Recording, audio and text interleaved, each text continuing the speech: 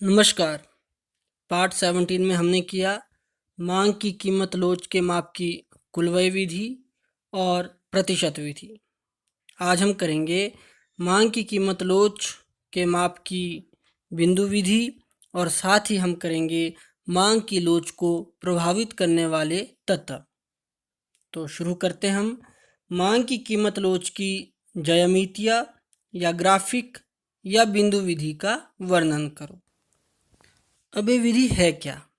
तो बिंदु विधि इस विधि का प्रयोग किसी रेखा या मांग वक्र के किसी विशेष बिंदु की मांग की लोच ज्ञात करने के लिए किया जाता है।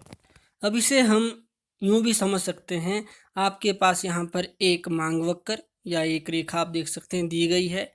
इसके ऊपर एक बिंदु ए मेंशन किया गया है। इसकी मांग लोच क्या है तो इसको हम कैसे ज्ञात करेंगे? इसकी मांग लोच इकाई से कम है, इकाई से ज़्यादा है या इकाई के बराबर है। तो अब हम इस बिंदु की मांग लोच कैसे ज्ञात करेंगे?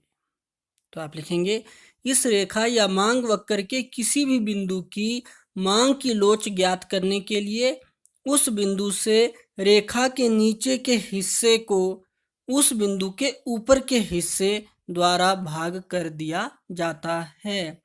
इसे समीकरण में भी आपको दर्शाया गया है। मांग की लोच बराबर है मांग वक्र पर बिंदु का निचला भाग, लोअर सेगमेंट, उसको हम भाग देंगे मांग वक्र पर बिंदु का ऊपरी भाग जो अपर सेगमेंट है। अब हम बिंदु विधि द्वारा मांग की लोच की विभिन्न अवस्थाओं को ज्ञात करते हैं। पहली, मांग की इकाई लोच।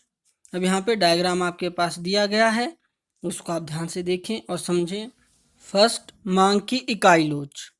यदि P बिंदु रेखा के मध्य में स्थित है तो Pn बराबर Pm है, इसलिए P बिंदु पर मांग की लोच Pn/Pm = 1 होगी, अर्थात मांग की लोच इकाई के बराबर होगी। इसे और आसानी से हम यूं भी समझ सकते हैं। मान लीजिए बिंदु का निचला हिस्सा जो Pn है उसकी वैल्यू 5 है। अब Pm जो ऊपरी हिस्सा है वो भी इसके बराबर है, तो उसकी वैल्यू भी कितनी होगी? 5। तो Pn/Pm का अर्थ हुआ 5/5। अब 5 को आप 5 से भाग देंगे तो 1 आएगा, तो मांग की लोच क्या हुई? इकाई के बराबर। नंबर 2, इकाई से अधिक लोचदार मांग। ए बिंदु पर मांग की कीमत लोच इकाई से अधिक, elasticity of demand is greater than 1 होगी, क्योंकि ए बिंदु पर निचला हिस्सा An ऊपर के हिस्से Am से अधिक होगा। An/Am = ग्रेटर देन 1, 1 से ज़्यादा है। अब इसे फिर हम वैसे ही समझ सकते हैं। हमारे पास है बिंदु ए। बिंदु ए के निचला हिस्सा हुआ An। अब इसकी वैल्यू आप कुछ भी मान लीजिए। मान लीजिए इसकी वैल्यू 20 है, 20 है।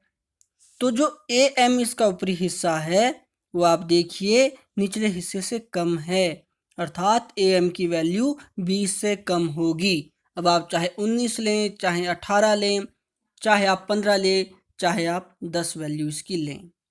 तो जब आप इसको सॉल्व करेंगे तो An मान लीजिए 20 है, तो 20 को हम जब Am से भाग करेंगे उसकी वैल्यू आप 10 मान लीजिए, तो 10 दूना 20, अर्थात कितना आया आंसर?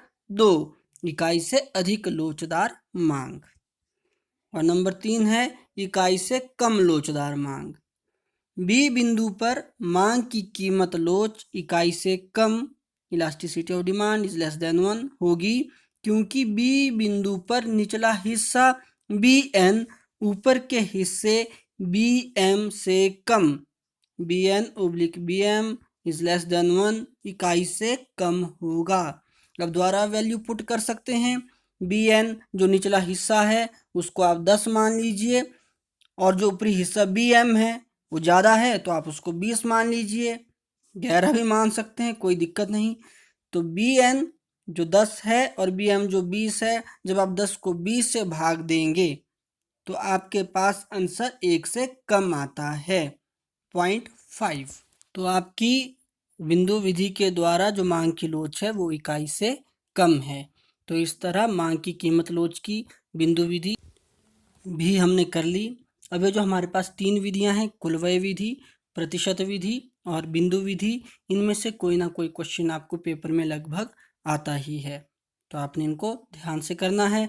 कहीं पे कोई समस्या है तो आप कमेंट बॉक्स में लिख सकते हैं। अब आज का लास्ट क्वेश्चन है, मांग की लोच को प्रभावित करने वाले तत्वों का वर्णन करो। ये भी एक इम्पोर्टेंट क्वेश्चन है। अच्छा, इससे पहले हमने एक क्वेश्चन किया था कि मांग को प्रभावित करने वाले तत्वों का वर्णन करो, जिसके अंतर्गत हमने वस्तु की कीमत, संबंधित वस्तु की कीमत, उपभोक्ता की आय आदि पॉइंट्स किए थे। लेकिन यहाँ पे मांग को प्रभावित करने वाले तत्व नहीं है, मांग की लोच को प्रभावित करने वाले तत्व हैं कि मांग की लोच कितनी होगी, मांग कैसी होगी, कम लोचदार होगी, ज़्यादा लोचदार होगी, बेलोचदार होगी। तो आइए अब हम इस क्वेश्चन को करते हैं, मांग की लोच को प्रभावित करने वाले तत्व। फर्स्ट पॉइंट है वस्तु की प्रकृति, नेचर ऑफ कमोडिटी। अब मान लीजिए कोई वस्तु काफ़ी अनिवार्य है, जैसे नमक का आप प्रयोग करते ही हैं, वो आपके लिए ज़रूरी है। अब आजकल आपको बुक्स की ज़रूरत है, वो भी आपके लिए काफ़ी ज़्यादा आवश्यकता है उसकी। तो इन वस्तुओं की जो मांग है उसकी लोच कैसी होगी, कम लोचदार होगी या ज़्यादा लोचदार होगी। इनका अभिप्राय है कि कीमत के परिवर्तन होने पर इनकी मांग में कम परिवर्तन होगा या ज़्यादा परिवर्तन होगा। तो आप देख सकते हैं कि ये वस्तुएं आपके लिए ज़रूरी हैं। नमक आपके लिए ज़रूरी है, अनिवार्य है, बुक्स आपके लिए अनिवार्य है। तो आप क्या करते हैं कि कीमत के कम या ज़्यादा होने पर भी आप इनकी मांग में ज़्यादा परिवर्तन नहीं करते। कीमत बढ़ेगी तब भी आप इनको खरीदेंगे ही खरीदेंगे, कम मात्रा में हो सकता है। तो ऐसी वस्तुओं की स्थिति में, अनिवार्य वस्तुओं की स्थिति में जो आपकी मांग है वह कम लोचदार होती है। जबकि जो विलासिता की वस्तुएं हैं, जैसे फर्नीचर हो गया, जो कीमती फर्नीचर है, एसी हो गया, तो ऐसी स्थिति में क्या होती है, आपकी मांग की अधिक लोच होती है, अर्थात कीमत में परिवर्तन होने पर मांग में काफ़ी ज़्यादा परिवर्तन होता है। तो इसका आंसर हम ऐसे लिखेंगे, वस्तु की प्रकृति। साधारणतया अनिवार्य वस्तुओं जैसे नमक, मिट्टी का तेल, पाठ्य पुस्तकों आदि की मांग कम लोचदार होती है तथा विलासिता की वस्तुओं जैसे एयर कंडीशनर, कीमती फर्नीचर आदि की मांग अधिक लोचदार होती है।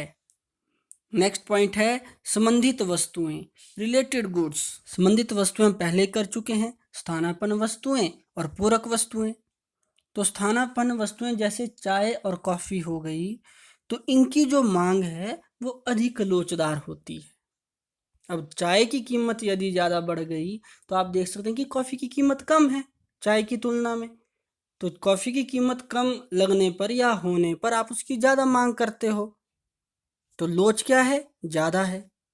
और पूरक वस्तु जैसे कार और पेट्रोल पूरक है, तो यदि पेट्रोल की कीमत बढ़ भी जाती है तब भी आप पेट्रोल लेते ही हैं, कम मात्रा में लेंगे पर लेंगे ही लेंगे। तो उसमें ज़्यादा लोच नहीं है जब तक कि गाड़ियाँ आपकी काफ़ी मात्रा में हैं। तो इसका आंसर इस तरह लिखेंगे, संबंधित वस्तुएं, स्थानापन्न वस्तुएं जैसे चाय तथा कॉफ़ी आदि की मांग अधिक लोचदार होती है, क्योंकि स्थानापन्न वस्तु की कीमत कम होने पर उसकी मांग बढ़ जाती है। पूरक वस्तुओं जैसे कार तथा पेट्रोल आदि की मांग कम लोचदार होती है। पेट्रोल की कीमत बढ़ने पर भी पेट्रोल की मांग में अधिक कमी नहीं होगी यदि कारों की मांग में अधिक कमी नहीं हुई है। नेक्स्ट पॉइंट है विभिन्न उपयोगों वाली वस्तुएं, गुड्स विद डिफरेंट यूजेस। जैसे दूध हो गया, तो दूध का प्रयोग दही, घी, मक्खन आदि बनाने में किया जाता है, कई सारे प्रयोग हैं। तो इसकी जो मांग है वो भी क्या होगी, अधिक लोच होगी। उसमें भी कीमत में परिवर्तन होने से मांग में ज़्यादा परिवर्तन होता है। यदि कीमत कम हो गई तो ज़्यादा मांग करेंगे और यदि कीमत ज़्यादा हो गई तो हम कम मांग करेंगे। तो इसको इस प्रकार लिखेंगे, विभिन्न उपयोगों वाली वस्तुएं जिन वस्तुओं के विभिन्न उपयोग होते हैं उनकी मांग अधिक लोचदार होती है। जैसे दूध का प्रयोग दही, पनीर, घी आदि बनाने के कार्यों में किया जाता है। कीमत बढ़ने पर इसका प्रयोग अति आवश्यक कार्यों में ही किया जाएगा। नेक्स्ट पॉइंट है उपभोग का स्थगन, पोस्टपोनमेंट ऑफ द कंजम्पशन। अच्छा, जिन वस्तुओं के उपभोग को अभी हम कुछ समय के लिए रोक सकते हैं, भविष्य में हमने उसका उपभोग हम कर सकते हैं, तो उसकी मांग की लोच कैसी होगी? अधिक लोचदार होगी। कीमत में परिवर्तन आने पर ज़्यादा परिवर्तन होगा। तो इसको इस प्रकार लिखेंगे, जिन वस्तुओं के उपभोग को भविष्य के लिए स्थगित किया जा सकता है, जैसे मकान बनाने के लिए ईंट, रेत आदि, तो इनकी मांग अधिक लोचदार होगी। तथा जिन वस्तुओं का उपभोग भविष्य के लिए स्थगित नहीं किया जा सकता, उनकी मांग कम लोचदार होगी। अर्थात जिन वस्तुओं को हमने आज ही प्रयोग में लाना है, आज ही उनकी आवश्यकता है, तो चाहे कीमत कम हो चाहे ज़्यादा हो, हमने उनको खरीदना ही खरीदना है, उनका उपभोग करना ही करना है, तो उनकी मांग क्या होगी? कम लोचदार होगी। नेक्स्ट पॉइंट है उपभोक्ता की आय, इनकम ऑफ द कंज्यूमर। यदि उपभोक्ता की आय अधिक है, उसकी जो इनकम है उसका लेवल अधिक है, तो उसकी मांग पर अधिक प्रभाव नहीं पड़ेगा कीमत में परिवर्तन आने से। तो जब ज़्यादा प्रभाव नहीं पड़ेगा तो लोच क्या हुई? कम हुई। और यदि कीमत कम है तो कीमत के कम या ज़्यादा होने पर ज़्यादा लोच दिखाएगा, वह सोच समझ के करेगा। कीमत कम होगी तो ज़्यादा मांग करेगा, कीमत ज़्यादा होगी तो कम मांग करेगा। तो इसको हम इस तरह लिखेंगे, उपभोक्ता की आय का स्तर अधिक होने पर मांग की लोच कम होती है, क्योंकि कीमत में परिवर्तन होने पर उसकी मांग में अधिक परिवर्तन नहीं होता, तथा उपभोक्ता की आय का स्तर कम होने पर मांग अधिक लोचदार होती है। नेक्स्ट पॉइंट है उपभोक्ता की रुचि, टेस्ट ऑफ द कंज्यूमर।